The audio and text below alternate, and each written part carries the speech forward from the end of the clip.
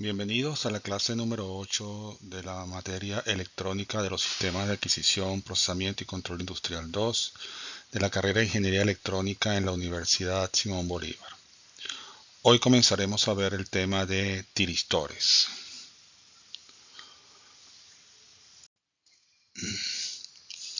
En la clase de hoy veremos el tema de tiristores SCR, ¿verdad? Las características, la manera de operar, cómo se dispara y cómo es el tratamiento con sus curvas características. Y al final veremos la bibliografía recomendada para esta parte de la asignatura. Los tiristores son una familia de dispositivos semiconductores que se usan ampliamente en los circuitos electrónicos de potencia.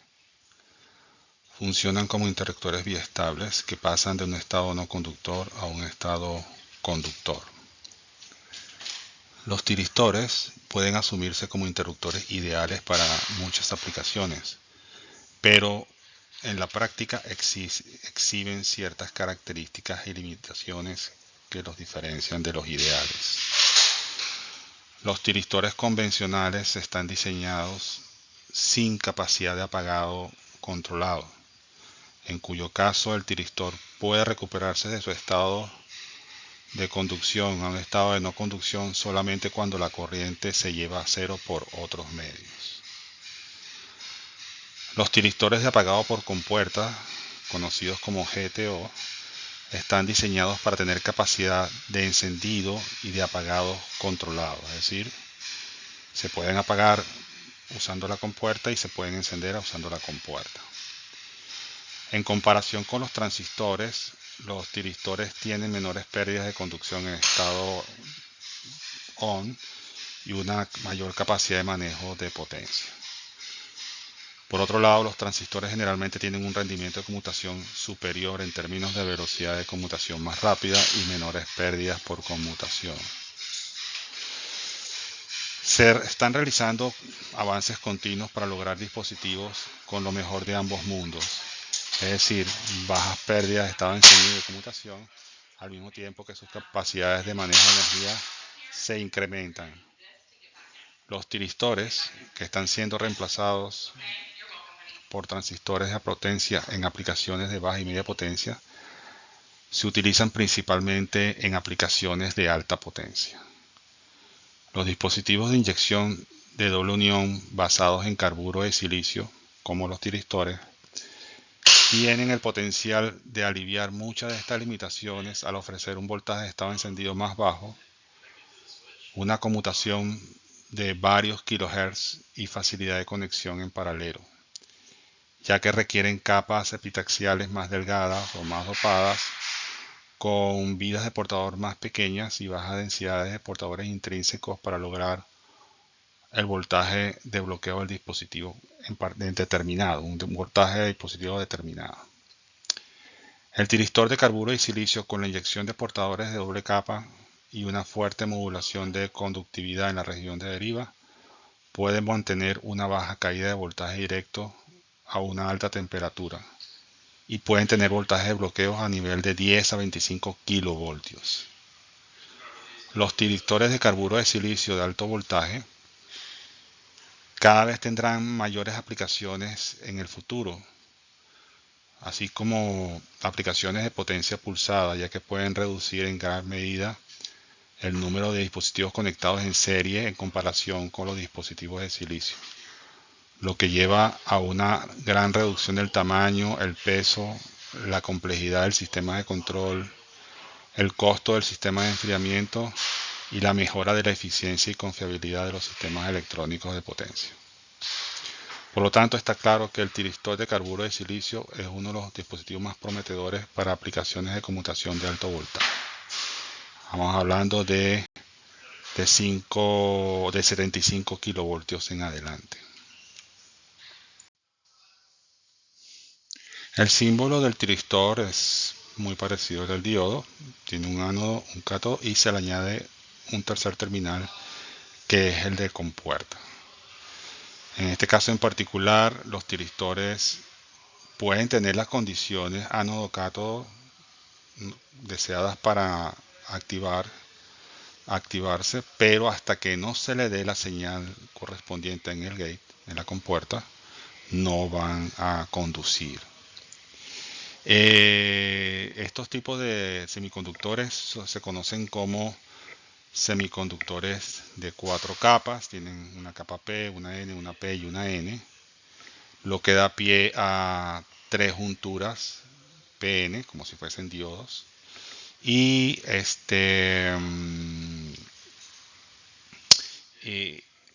esas junturas de alguna manera están relacionadas entre sí para dar las características necesarias a este tipo de dispositivos.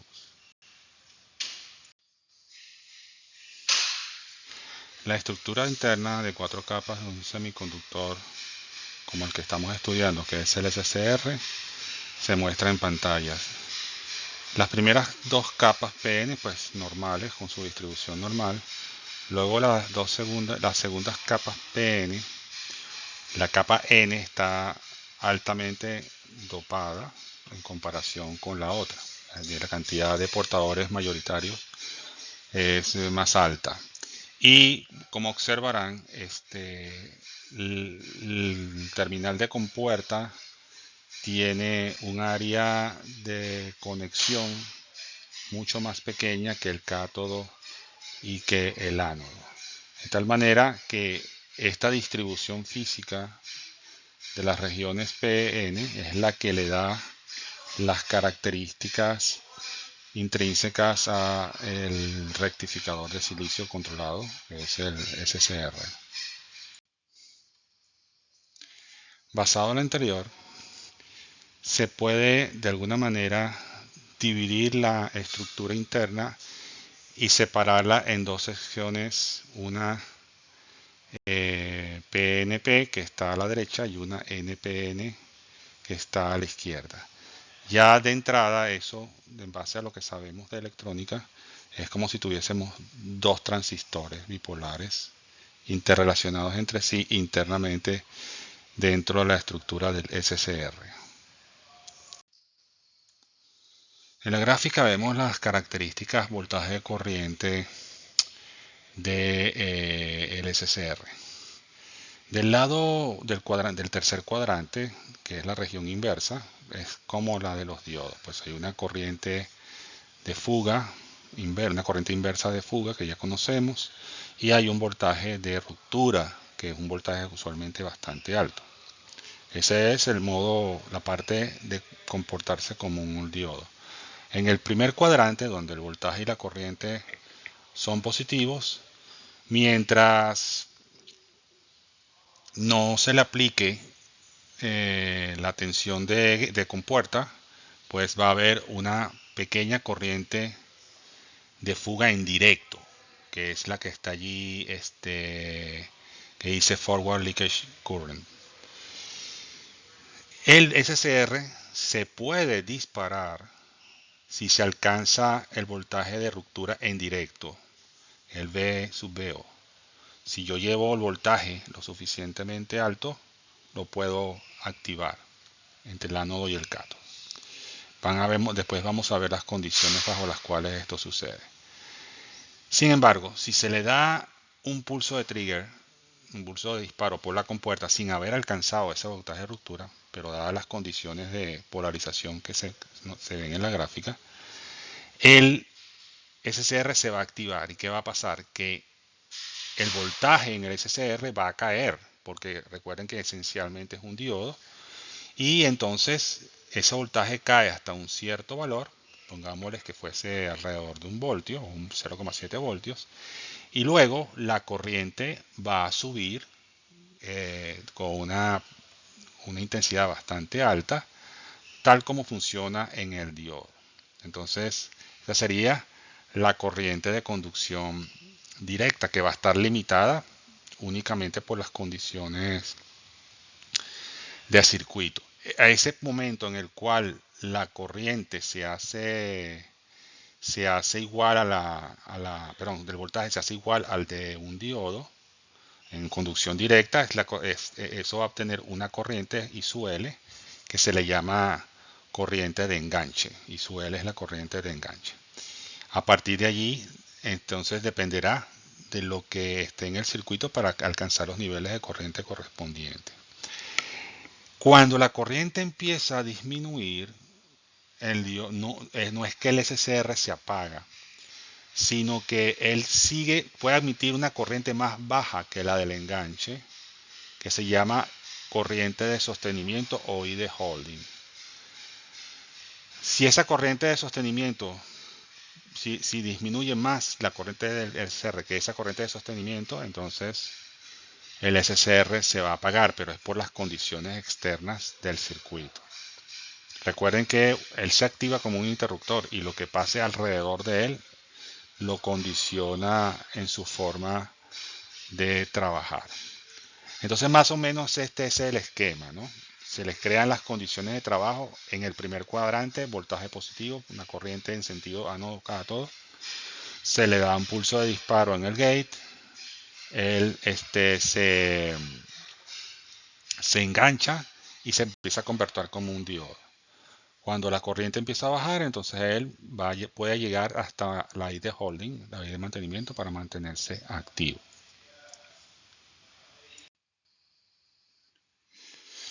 En la gráfica podemos observar un poco la relación entre lo que representa el compromiso del voltaje ánodo-cátodo, ¿verdad?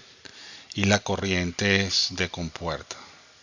A medida que el voltaje ánodo-cátodo aumenta, los requerimientos de corriente de compuerta cambian. Obviamente que si se alcanza el voltaje de disparo que habilita el SCR sin necesidad de darle un pulso de compuerta, pues la corriente de compuerta va a ser cero. El resto del comportamiento del SCR es como está establecido originalmente. Entonces tenemos un tercer cuadrante donde se comporta como un diodo en inverso y un primer cuadrante donde podemos disparar ese diodo que está allí de acuerdo a las condiciones que se le apliquen en el circuito.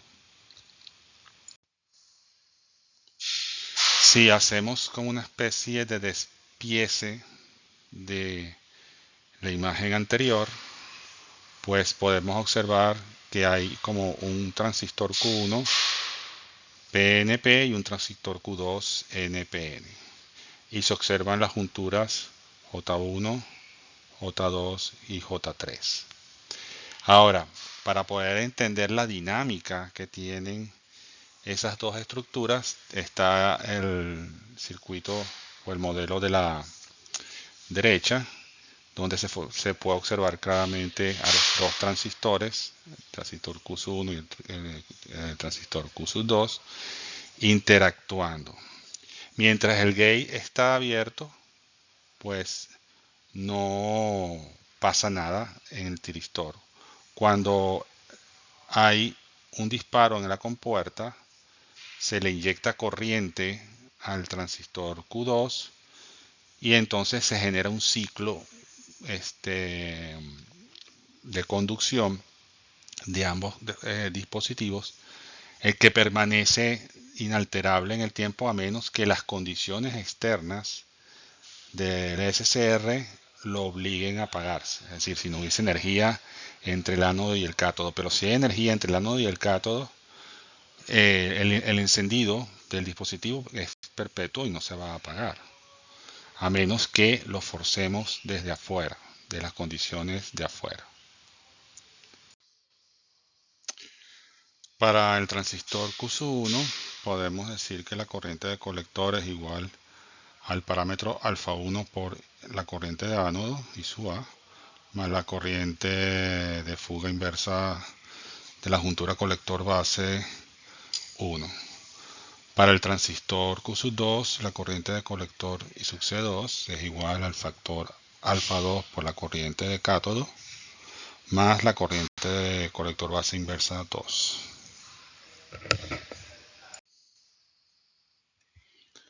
Al combinar las ecuaciones de IC1 más IC2 que forman la corriente de ánodo, pues nos queda la expresión que está en pantalla. alfa sub 1 por I sub A más I sub BO1 más alfa sub 2 por I sub K más I sub C BO2.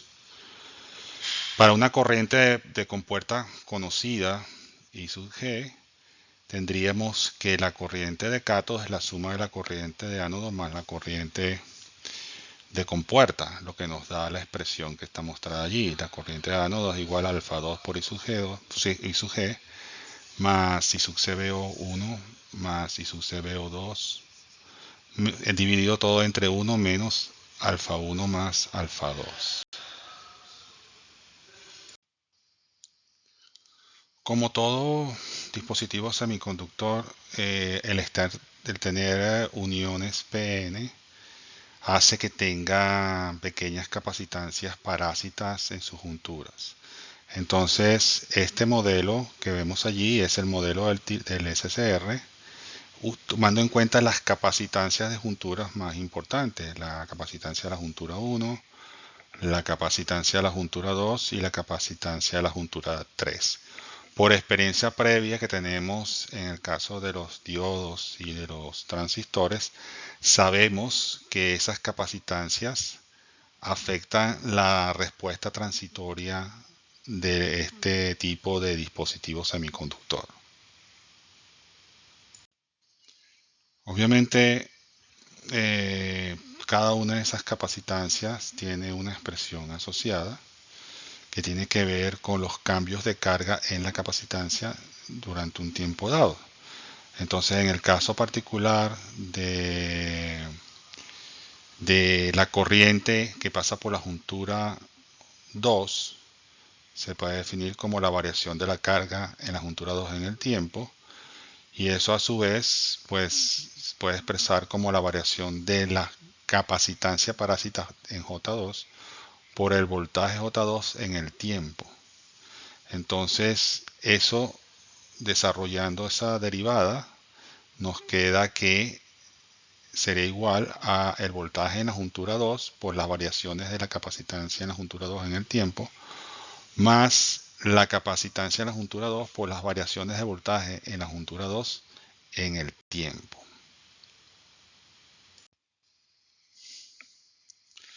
Las formas de onda del encendido del SCR son bastante sencillas. Como vemos, allí está la corriente total por el SCR en base a la corriente de compuerta. Cuando se le da el pulso de disparo de la compuerta, la corriente de compuerta va aumentando hasta alcanzar su máximo. Hay un retraso entre el momento en que el SCR comienza a conducir, y eso dura un cierto tiempo, que es el T sub D, o el tiempo de retardo, del delay time, y luego él va a comenzar a conducir, que la corriente va aumentando exponencialmente hasta hacerse lo máximo posible, que es el rise time, o el tiempo de subida. Todo eso conforma el tiempo que se necesita el SCR para considerarse encendido. Veamos el ejemplo 8.1. La capacitancia de la unión de polarización inversa J2 en un tristor S sub J2 igual a 20 picofaradios. Y se puede suponer que es independiente del voltaje en estado de apagado. O sea, que el voltaje en estado apagado no afecta la situación con la capacitancia en la juntura de polarización inversa J2. El valor límite de la corriente de carga para encender el tiristor es 16 mA. Determinar el valor crítico del cambio de voltaje en el tiempo en esa capacitancia.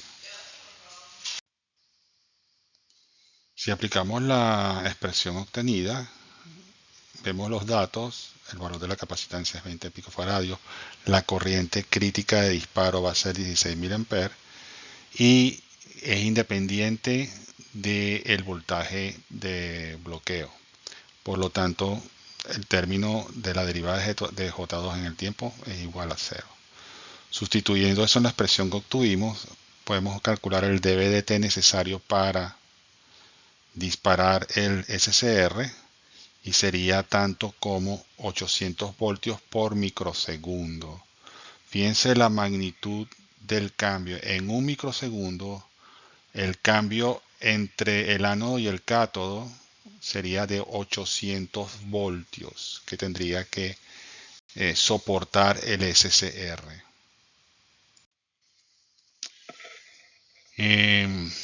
Veamos el ejemplo 8.2. Por un tiristor circula una corriente como se muestra en la figura. Y el pulso de corriente en la compuerta tiene una frecuencia de 50 Hz. Determine la corriente promedio de I sub t, de la corriente total, que se muestra en pantalla, en el estado de encendido. Si observamos la imagen, digamos que es una imagen idealizada, se dispara el SCR en t igual 0, empieza a crecer linealmente hasta que alcanza un valor máximo durante un cierto tiempo y luego esa corriente empieza a disminuir también linealmente hasta hacerse 0 y eso se vuelve a repetir, o sea, se sobreentiende que cada vez que la corriente llega a 0 se vuelve a disparar y así infinitamente, ¿no? El tiempo de Ohm, considerando las condiciones de retardo y de subida, son de 5 microsegundos y el tiempo de apagado, considerando el retardo y la pendiente de bajada, son 5 microsegundos. El total, pues, que se repite este ciclo es de 20 milisegundos y alcanza un máximo de 1000 amperios. Bueno, entonces tenemos los datos que nos dan, la corriente máxima 1000 amperios, la frecuencia de conmutación que son 20 milisegundos y los dos tiempos, el tiempo de on y el tiempo de off son 5 microsegundos. Ahora lo que nos piden es el promedio de esa corriente. Entonces eso básicamente es una cantidad que ocurre en un tiempo total, en los 20 milisegundos que nos dan de conmutación. Ahora, ese promedio es básicamente el área bajo la curva. Entonces nosotros podríamos hacer una aproximación un poco matemática para resolver el problema y decir que tenemos un triángulo, dos triángulos con ángulo recto, o rectángulos, ¿verdad? Cuya uno de los lados es los 5 microsegundos que dura el tiempo y el otro lado son los 1000 amperios. Del otro, y nos tenemos en el medio un rectángulo que tenemos abajo que sería los 20 milisegundos menos los dos trozos que están en los triángulos rectángulos, ¿verdad? Y multiplicados por la altura, que en este caso serían 1000 amperios. De tal manera que si nosotros promediamos esto en 20 milisegundos, la corriente total nos da 999.5 amperios.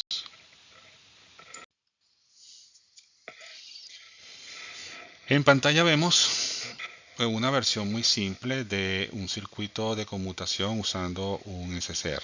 El SCR con su respectiva carga, ¿no?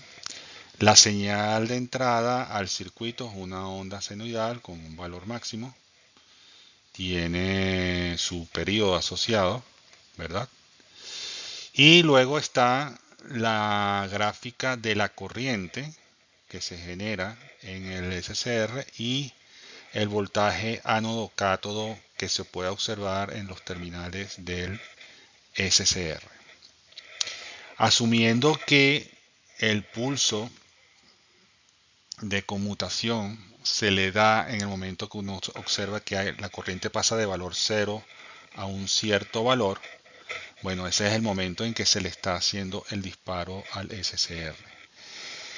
Vamos a asumir que el SCR se coloca en cortocircuito en ese momento, ¿no? Y entonces él empieza a conducir y empieza a pasar una corriente a través de él. Cuando la señal de entrada sube y luego vuelve a bajar, ¿verdad? Empieza a bajar. Las condiciones ánodo-cátodo están perfectas porque son las condiciones que mantendrían conduciendo al diodo. Pero en el momento que la señal de entrada se hace cero y pasa a ser negativa, esas son las condiciones externas. Yo no le he dado un pulso de disparo nuevamente, sino que son las condiciones externas del circuito. La señal de entrada cambió, se hizo cero y luego negativo. Por lo tanto, ese diodo que está ahí operando se va a apagar. Y observamos que la corriente, como vimos ya en el tema diodos de potencia, ella va a durar un tiempo, ¿verdad? Para reaccionar y luego, como ese diodo va a estar básicamente polarizado en inverso, la única corriente remanente que va a quedar es la corriente de fuga que caracteriza a los diodos en el tercer cuadrante. Entonces, observen bien un poco la relación entre el voltaje de entrada y la corriente. Cuando llega la señal de entrada y empieza a ser cero y luego se vuelve otra vez positiva, el SCR pues no ha sido disparado por un pulso de compuerta, por lo tanto dentro de ese diodo siguen imperando las condiciones de polarización inversa que tenía previamente. Y eso hace que cuando yo le dé el pulso de disparo en la compuerta haya un tiempo muerto allí donde él no conduce. En el momento que se le da otra vez el pulso de compuerta, él se engancha con la señal de entrada y vuelve otra vez a iniciar un ciclo de conducción.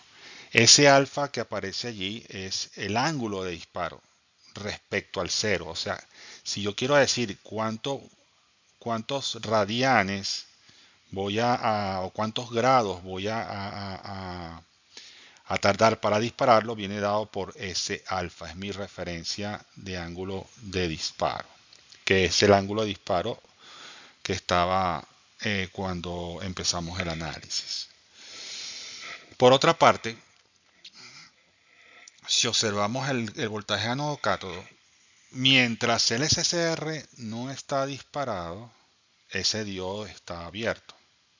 Entonces el lado del cátodo está a tierra a través de RL y del lado del ánodo estaría conectado a la fuente AC. Por lo tanto, el voltaje ánodo-cátodo seguiría la señal de entrada. En el momento en que se dispara el SCR, el voltaje ánodo-cátodo se vuelve cero aproximadamente. Digamos que piensen siempre que estamos trabajando con voltajes donde el 0,7 del diodo prácticamente no cuenta, es difícil de observar. Entonces la diferencia entre el 0,7 voltios y el 0 es básicamente ninguna. Entonces durante ese tiempo, ¿verdad? Que el SCR no está funcionando, ¿verdad? Hay un voltaje ánodo-cátodo cero. Cuando el estiristor efectivamente se apaga por las condiciones externas, él se vuelve a abrir y vuelve a seguir la señal de entrada, que es un comportamiento senoidal, hasta que vuelve a ser disparado. Ese es en general la descripción del funcionamiento del SCR en este circuito. Un circuito muy sencillo, pero importante de tener claro para comprender luego cómo se actúa cuando se aplique el uso de los SCR en otras configuraciones un poco más complejas. Una forma muy frecuente es de disparar un SCR utilizando un circuito usando luz. ¿Okay? Se llama circuitos de disparo por luz. Básicamente se utiliza un foto SCR. Lo vamos a ver en la clase siguiente, donde de un lado tenemos el equivalente a un diodo emisor de luz y luego del otro lado tenemos un SCR especial cuya compuerta es sensible a la luz emitida por el diodo 1. De tal manera que si yo le aplico una señal de disparo a donde está la señal B1, ese tiristor que está allí se activaría y a su vez, cuando ese tiristor entra en conducción, va a disparar el, el tiristor principal, ¿verdad? Que está conectado a la carga y va a empezar a conducir.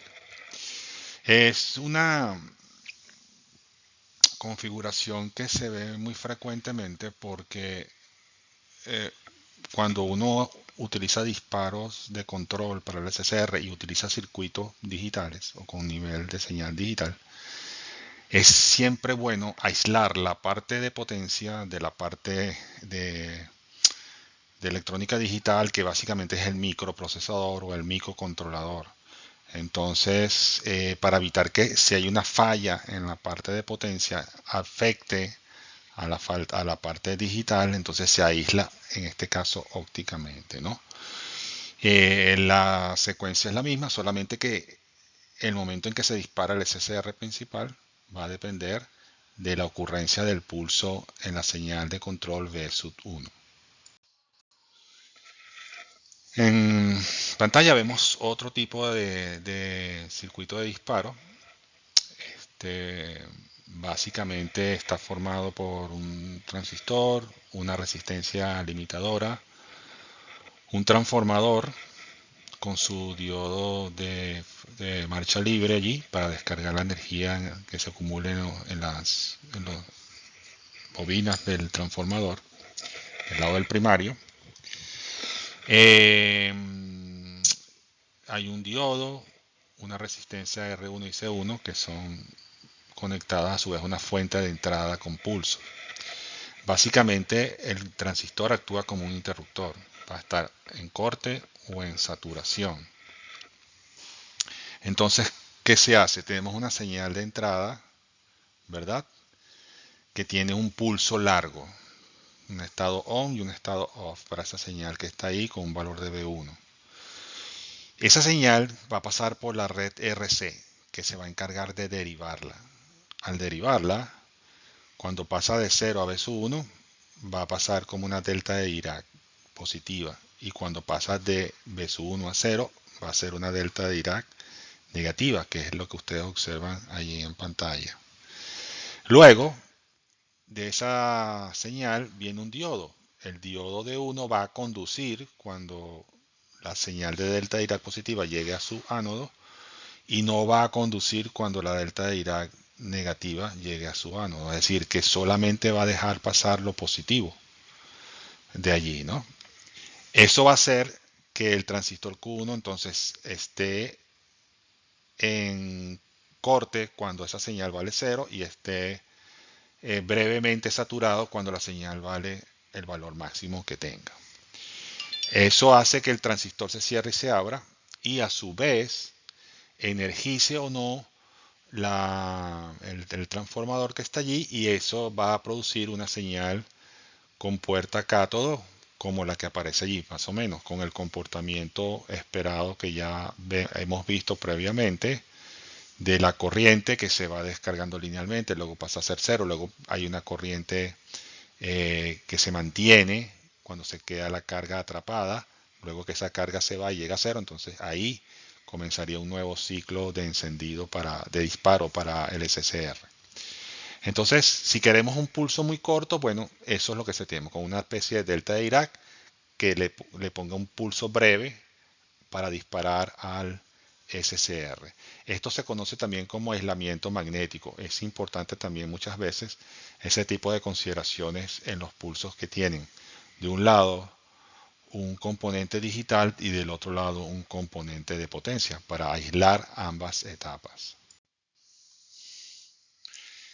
Este circuito de disparo de pulso largo funciona muy parecido al que acabamos de analizar, solamente que se le añade un condensador en paralelo con la resistencia limitadora para de alguna forma producir un retardo en el proceso de carga de la corriente de carga que pasa por el transistor, y eso hace que a su vez el pulso que está del lado de la salida del transformador en el arrollado 2, tenga un ancho más largo, mientras esa carga que se acumuló en el condensador se va diluyendo. Luego que eso pasa, pues obviamente viene el periodo en el cual llega una energía atrapada allí en el inductor hasta que se va y vuelve a cero. Pero entonces tenemos ya un ancho, aunque el periodo aunque la forma del pulso no es perfectamente cuadrada, pero es lo suficientemente estable como para garantizar que esa duración del voltaje con puerta cato sea lo suficientemente amplia como para disparar el SCR que viene hacia la carga. Entonces, si necesitamos un pulso más ancho utilizando la misma estructura que utilizamos con el pulso corto, entonces, bueno, esta configuración nos sirve perfectamente. Otra manera de disparar el SCR por tren de pulsos es un poquito más, digamos, trabajada porque se usa un arrollado auxiliar aparte del primario y del secundario para transferir energía del transformador hacia la base del transistor.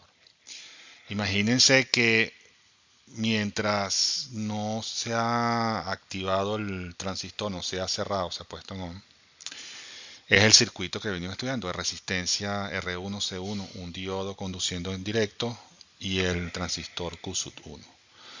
Cuando QSUT1 entra en saturación brevemente por los deltas de Dirac que han pasado a su base, el arrollado 3 se energiza, porque se energiza también el arrollado N1, el arrollado 3 se energiza, pero como está invertamente polarizado, él apaga brevemente el diodo 1. Mientras el diodo 1 está apagado, ¿verdad? El transistor, el condensador se va cargando debido a la energía que viene de la espiral hasta que vuelve a entrar en conducción el transistor Q1. De tal manera, de lo que se logra acá es como que como por una realimentación de la señal que está en el transformador que se pasa hacia la base del transistor, yo garantizo que los pulsitos delta de Dirac que originalmente estaban la base del transistor, en vez de ser unos picos, sean como algo más plano. Y eso hace a su vez que la salida de la señal que está en el arrollado 2, entre la compuerta y el cátodo, sea una señal más estable como la que se muestra allí.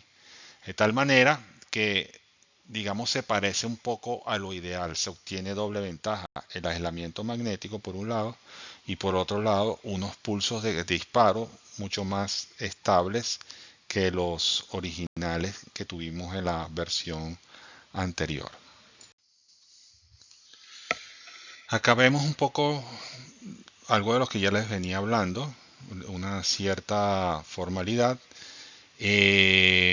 buscando generar pulsos controlados digitalmente. Entonces, en la versión pasada que usamos el derivador, los pulsos de salida hacia la etapa de salida en el arrollado 2 eran un poco deformes, en el sentido de que no tenían una forma bien clara, o sea, una parte alta, una parte baja, pero no eran básicamente un pulso. Acá tenemos un oscilador, un multivibrador, onda cuadrada, con una señal BS1 de control digital.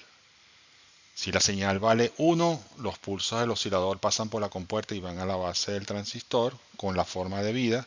Y si BS1 vale 0, nos pasan.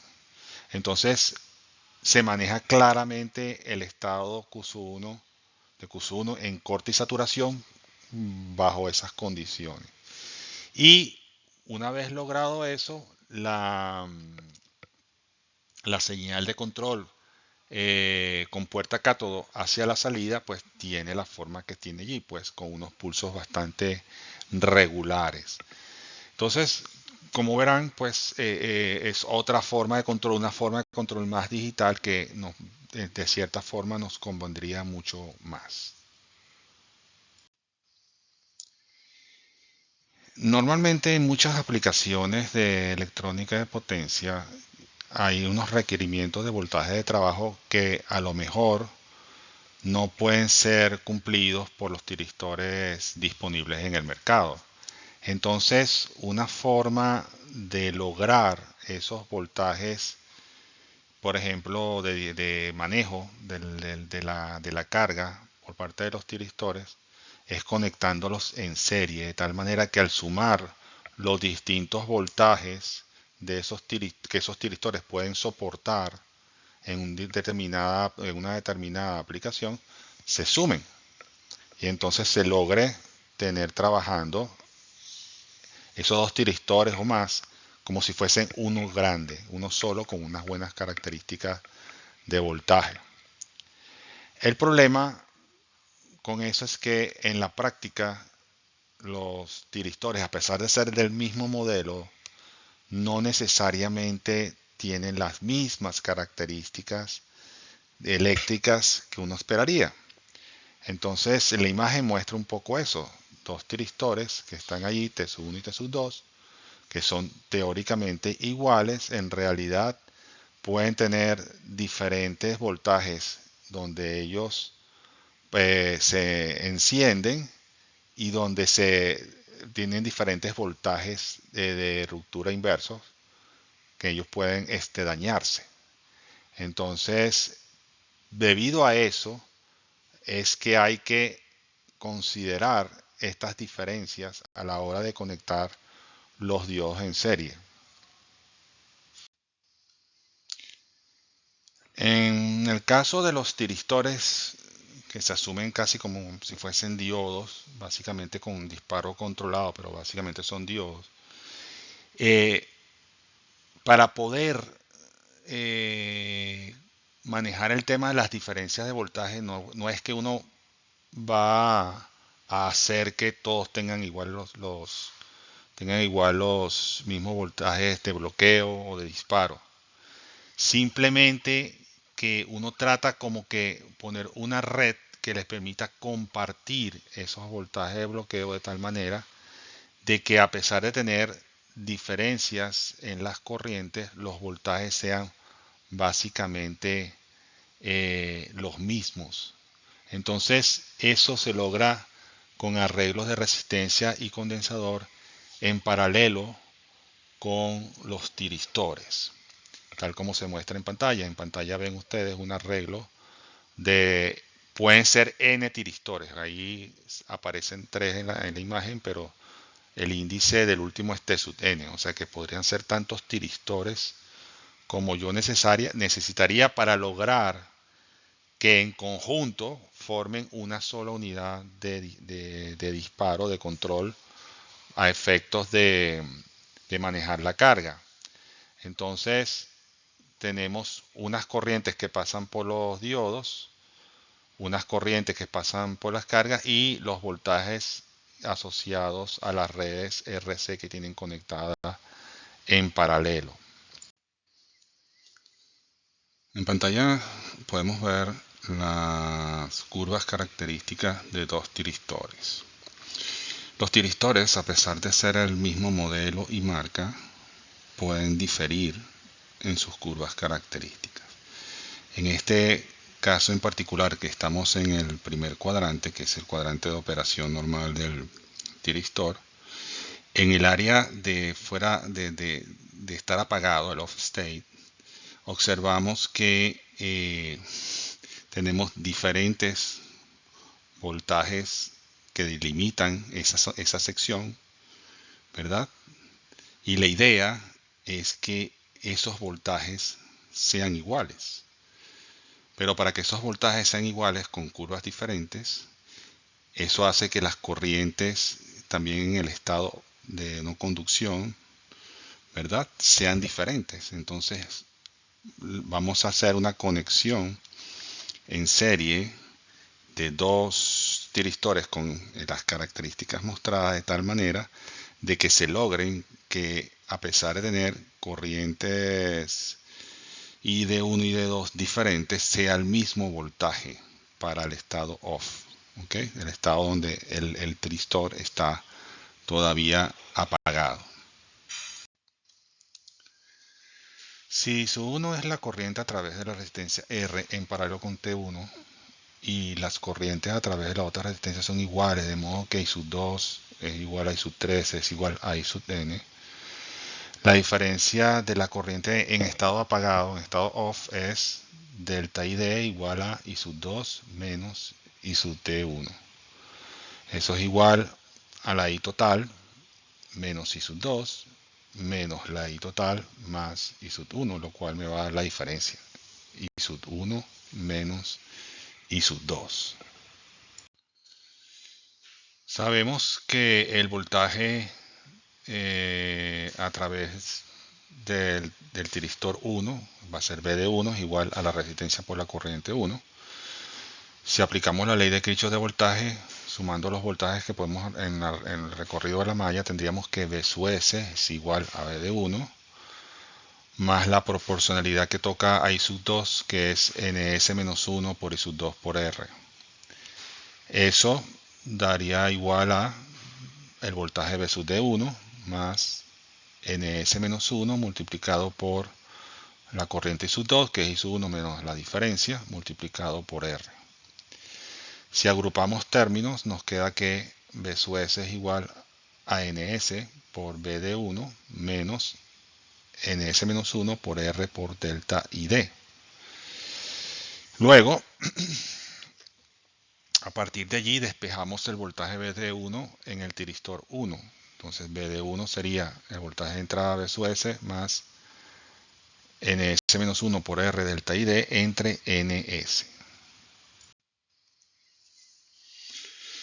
Durante el apagado de los tiristores, las diferencias en la carga almacenada causan diferencias en el intercambio de voltaje inverso, tal como se muestra en la figura, tanto para un tiristor como para otro. El tiristor con la menor carga recuperada se enfrenta con, digamos, el transitorio más alto, tiene que encararse con el transitorio más alto de voltaje.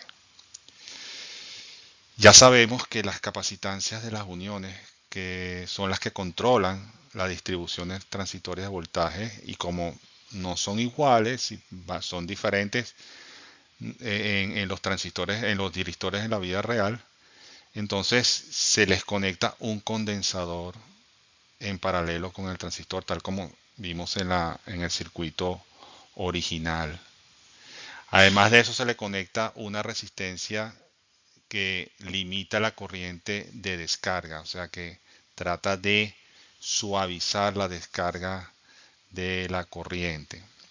Esa misma RC que se está conectando en paralelo con el tiristor se usa también un poco para limitar el dVdt y evitar que el tiristor se pueda disparar por condiciones externas no controladas. Es decir, que si el cambio de voltaje en el tiempo de la señal que se le aplica, de la señal de entrada, es más allá de sus posibilidades, lo va a afectar, lo va a disparar.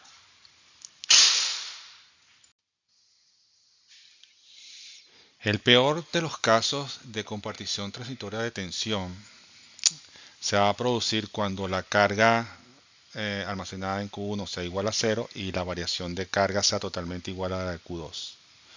En cuyo caso ese VDT máximo va a pasar a ser 1 sobre NS multiplicado por V sub S más NS menos 1 por Q2 entre C sub 1. El voltaje transitorio a través de el tiristor 1 se puede determinar por la diferencia de voltajes que tenemos ahí presentes. O sea, delta V es R por delta ID. Eso va a ser igual a la diferencia de carga entre Q sub 2 y Q sub 1 entre C sub 1, y eso es igual al delta Q entre C sub 1. Si hace Q sub 1 es la carga almacenada en T1 y Q sub 2 la carga almacenada en todos los otros tiristores, tales como que Q2 es igual a Q3 igual a Qn, y la carga Q1 es menor que la de Q2, si sustituimos eso en la ecuación nos da que B de 1 es igual a 1 sobre NS multiplicado por B sub S más NS menos 1 delta Q entre C sub 1. El peor de los casos de compartición transitoria de tensión se produce cuando Q sub 1 es igual a 0 y delta Q es igual a Q sub 2. Por lo tanto, el VDT máximo, el voltaje del tiristor máximo, va a ser igual a 1 sobre NS por B sub S más NS menos 1 por Q2 entre C sub 1. Existe una figura de mérito que consiste en un factor de reducción de la fiabilidad de la cadena de tiristores en cuanto al objetivo de poder hacer compartición de los voltajes de bloqueo para poder lograr la meta de diseño.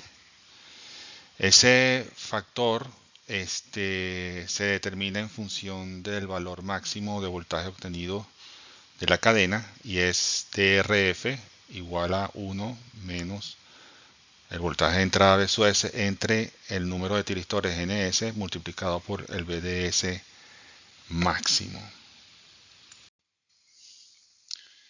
Veamos el ejemplo 8.3. Se utilizan 10 tiristores en una cadena para soportar una tensión continua BCS igual a 15 kilovoltios. Las diferencias máximas de corriente de fuga y carga de recuperación de los tiristores son 10 mA y 150 microcoulomb respectivamente. Cada tiristor tiene una resistencia de voltaje compartido R igual a 56K y una capacitancia C1 de 0.5 microfaradios. Determine el VDS máximo de reparto de tensión en el estado estacionario. El factor de reducción de tensión en estado estacionario.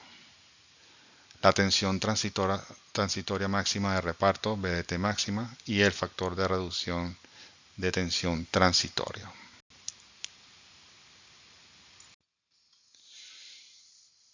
Bueno, aplicando la información que tenemos, son 10 tiristores, NS es igual a 10, el voltaje que hay que manejar es de 15 kilovoltios, las variaciones de corriente son de 10 mA, las variaciones de carga son de 150 microcoulomb. La compartición máxima de voltaje en estado estacionario, pues VDS máximo, aplicando las fórmulas que vimos, da un total de 2004 voltios. Ahí en la fórmula pues aparece los 15 kilovoltios B sub S más NS menos 1 multiplicado por la resistencia multiplicado por la corriente dividido entre el número de tiristores. Luego el factor de reducción de potencia en estado estacionario es DRF igual a 1 menos 15.000 entre 10 por 2004 voltios, que es el voltaje máximo. Eso nos da expresado en porcentaje 25.15%. La compartición máxima de tensión transitoria es VDT máximo. Aplicando la fórmula, por supuesto, que vimos ahora, es VDT máximo es igual a 1770 voltios. Y el factor de reducción de potencia en base a ese VDT máximo es DRF igual a 1 menos 15.000 entre 10 por 1770 es igual a 15.25%. Cuando los tiristores se conectan en paralelo, la corriente de carga no se comparte por igual debido a las diferencias en sus características eléctricas. Si un tiristor transporta más corriente que los otros, su disipación de potencia va a aumentar, aumentando así también la temperatura de la unión y disminuyendo la resistencia interna. Eso puede dañar al tiristor. Una pequeña resistencia como la que se muestra en la figura puede conectarse en serie con cada tiristor para forzar de alguna manera una distribución igual de corriente entre ellos, pero trae como consecuencia una posible pérdida de potencia en esas resistencias en serie, ¿no? Una solución para lograr que haya una compartición adecuada de las corrientes de los tiristores es usar inductores acoplados magnéticamente, tal como se muestra en la figura. Si la corriente a través del tiristor 1 aumenta, se puede inducir un voltaje de polaridad opuesta en los devonados del tiristor 2 y reducir así la impedancia a través del camino de T2 y aumentar así el flujo de corriente a través de T2. Es decir, con ese voltaje inducido hacemos una reducción de impedancia y aumentamos el flujo de corriente, proporcionalmente, claro. Normalmente un tiristor requiere un tiempo mínimo para poder distribuir la corriente de manera uniforme a través de las uniones. Si la tasa de aumento de la corriente del ánodo es muy rápida en comparación con la velocidad de propagación en un proceso de encendido, puede ocurrir un efecto de calentamiento conocido como punto caliente, debido a la alta densidad de corriente presente internamente en el dispositivo semiconductor, y este se puede dañar porque la temperatura va a aumentar excesivamente. En la práctica, todos los tiristores deben estar protegidos contra cambios de DI a DT que sean muy altos. Esos cambios de corriente elevados son los que van a producir los puntos calientes. En la figura vemos un circuito que permite proteger al tiristor contra cambios de corriente en el tiempo muy elevados. En el estado estacionario, el diodo DM conduce cuando el tiristor T1 está apagado. Si T1 se dispara cuando DM todavía está conduciendo, el DI/ADT puede ser muy alto y estará limitado solo por la inductancia parásita presente en el circuito. Por lo tanto, el DI/ADT se puede limitar añadiendo un inductor en serie, LS, como se muestra en la figura.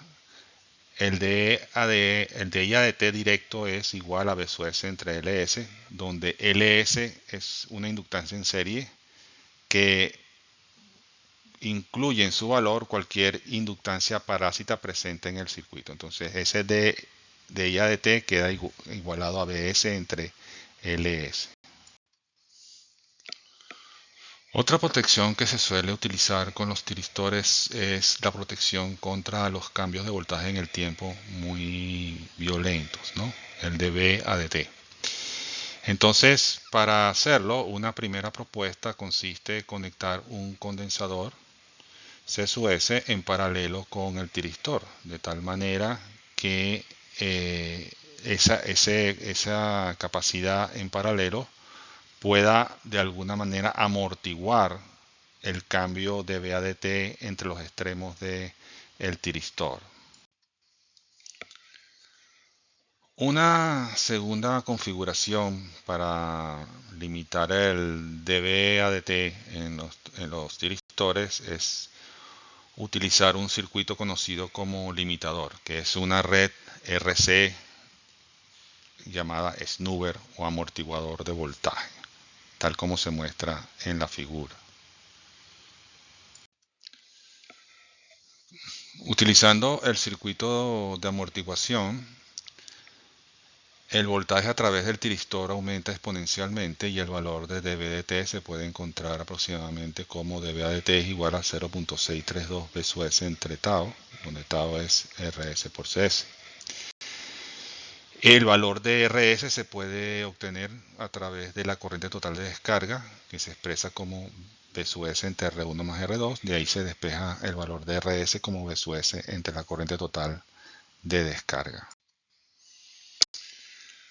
Se le puede hacer una mejora al circuito anterior añadiéndole una segunda resistencia R2 en paralelo con el diodo.